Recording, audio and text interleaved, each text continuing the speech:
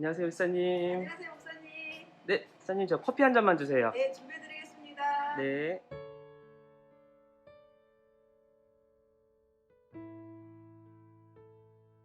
아메리카노 준비되었습니다. 맛있게 드세요. 감사합니다.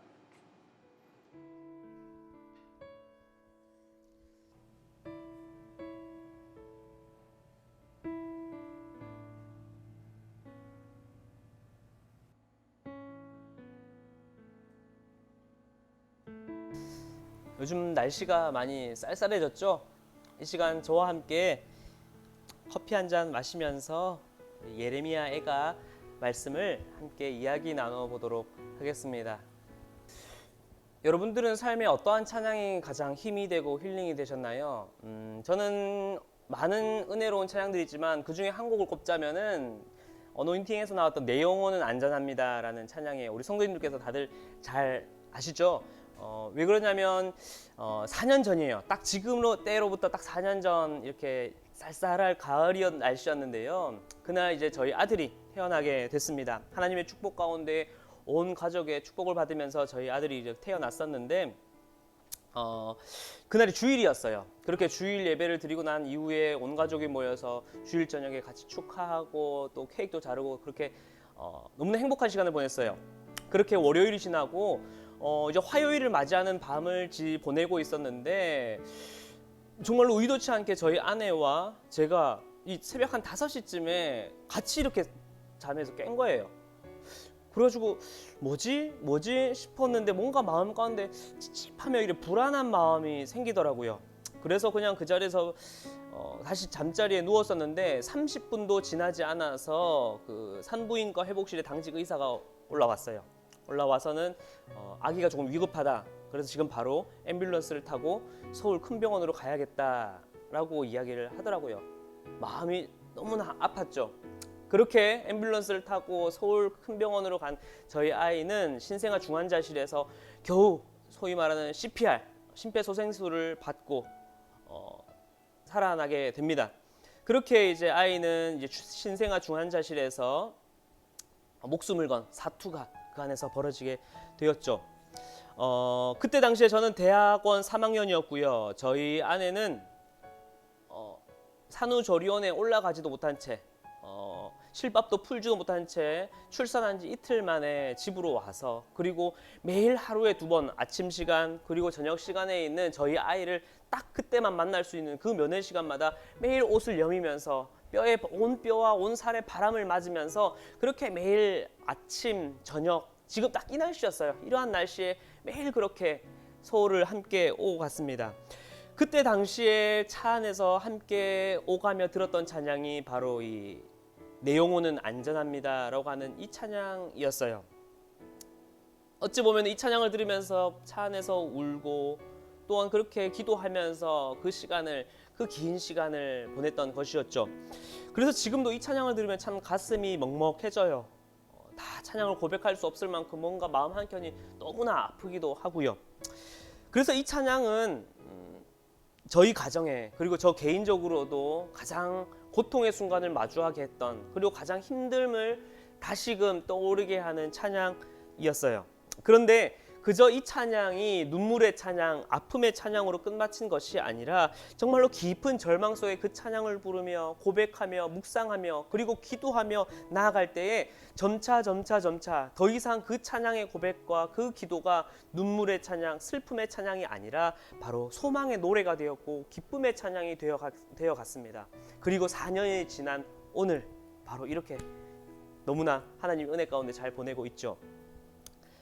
오늘 예레미야 애가 말씀도 그러합니다. 슬픔과 눈물의 찬양이에요. 예레미야 애가 맨 앞에 등장하는 이 첫 단어가 바로 이 에카라고 하는 이 히브리어 단어인데요. 이 단어의 뜻은 어찌하여 라고 하는 뜻을 가지고 있어요. 그래서 우리는 이것을 따서 예레미야 애가라고 부릅니다. 만약 이것을 한자의 제목으로 바꾸어 본다면 슬플 애 그리고 노래가라고도 할 수 있겠네요. 그래서 우리는 이 제목과 본문의 첫 머리에서부터 우리는 예레미야가 그리고 예루살렘 백성들이 얼마나 고통 가운데 있는지 짐작해 볼 수 있습니다. 특징적인 것은 이 시는 각 절마다 히브리 자음을 마치 우리나라의 이 삼행시처럼 제일 앞머리에 두어서 한 절씩 진행해 나간다는 거예요. 그래서 1장 1절에서 제일 앞에 등장하는 히브리 단어는 알레프가 등장하고요. 그리고 1장 2절에서는 베트가 등장해서 쭉쭉쭉 그렇게 말씀이 마치 삼행시와 같이 쭉 진행이 됩니다. 그래서 이러한 구조를 통해서 어찌 보면은 시처럼 더욱 운율감이 있으면서도 질서정연하게 우리에게 하나님의 메시지를 전하고 있는 것이죠. 이러한 나열은 마치 1에서 10, 1에서 100까지 모든 포괄적인 총체적인 고난을 표현하는 구조이기도 하면서 그와 동시에 고통과 혼란, 무질서의 이 고통스러운 이 상황을 마치 질서정연하게 배치하여서 질서정연하게 나열하여서 우리에게 전달해주고 있는 구조이기도 합니다. 예레미야 애가는 주전 587년 바벨론이 예루살렘을 점령하였을 때 그리고 그렇게 공격을 하였을 때를 보여주고 있어요. 그래서 이 예레미야 애가가 쓰여질 때를 추측해 본다면은 주전 520년부터 주전 516년까지 이 학개 선지자와 그리고 스가랴 선지자를 중심으로 하여서 이 성전 예배가 다시 회복되게 됩니다. 그래서 이것을 근거로 하여서 주전 587년부터 주전 516년까지 요 사이의 기간 아니면 조금 더 일찍이부터 이 예레미야 애가가 쓰여지지 않았을까 추측해 볼 수 있습니다. 말씀 안에서는 특히 이 고통의 순간, 이 참담한 예루살렘의 모습을 마치 한 사람이 개인적인 그 시선에서 경험적인 측면에서 바라보고 있듯이 너무나 잘 묘사해주고 있습니다. 그래서 이 예레미야 애가를 찬찬히 말씀을 묵상해 보게 된다면 그 고통과 아픔과 슬픔이 얼마나 컸는지 우리 마음 가운데 계속해서 사무쳐 올 거예요. 그래서 이러한 관점에서 예레미야 애가를 보면 멸망으로 인한 끔찍한 상황, 슬픔과 애도의 현실, 그리고 더 이상 꿈꿀 수 없을 만큼 참담한 미래의 모습을 보는 것 같습니다. 그래서 이 시의 제목이 애가, 슬픔의 노래라고 하는 것이 더욱 우리 마음 가운데 다가올 수 있을 것 같습니다. 그런데 이 예레미야 애가를 쓴 예레미야는 그리고 당시에 이 역사를 주관하시며 인도하시는 여호와 하나님께서 주시고자 하는 그 메시지는 오늘 말씀을 통하여 우리에게 말씀하시고자 하는 그 메시지는 그저 절망, 잃어버린 소망, 슬픔, 눈물로 끝마치고 있는 것이 아니라는 것입니다. 그러면 오늘 말씀을 통해서 주시는 그 메시지는 무엇일까요? 저는 이렇게 말씀을 다시금 바라보고 싶어요. 에카, 에카, 어찌하여 하는 슬픔과 애통의 노래가 아니라 사랑할 애, 그리고 노래가 바로 사랑의 노래로 이 말씀을 다시금 우리 성도님들과 함께 말씀을 묵상하며 그 하나님의 관점으로 한번 적용해 보길 기도합니다.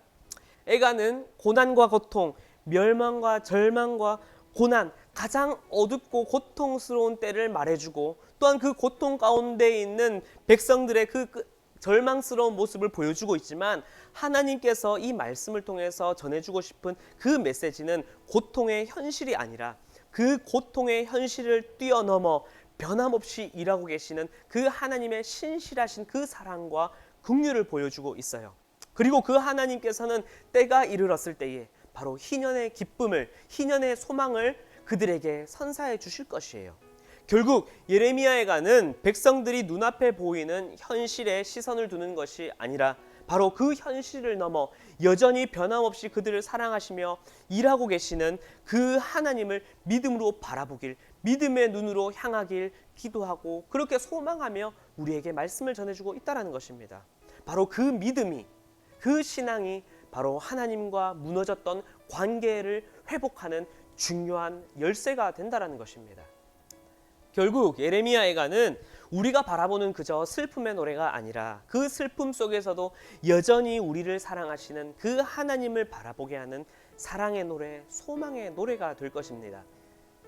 이제 우리는 오늘을 1주차로 시작을 하여서 5주간 동안 1장, 2장, 3장, 4장 그리고 5장 한 주에 한 장씩 말씀을 보아 나아갈 거예요.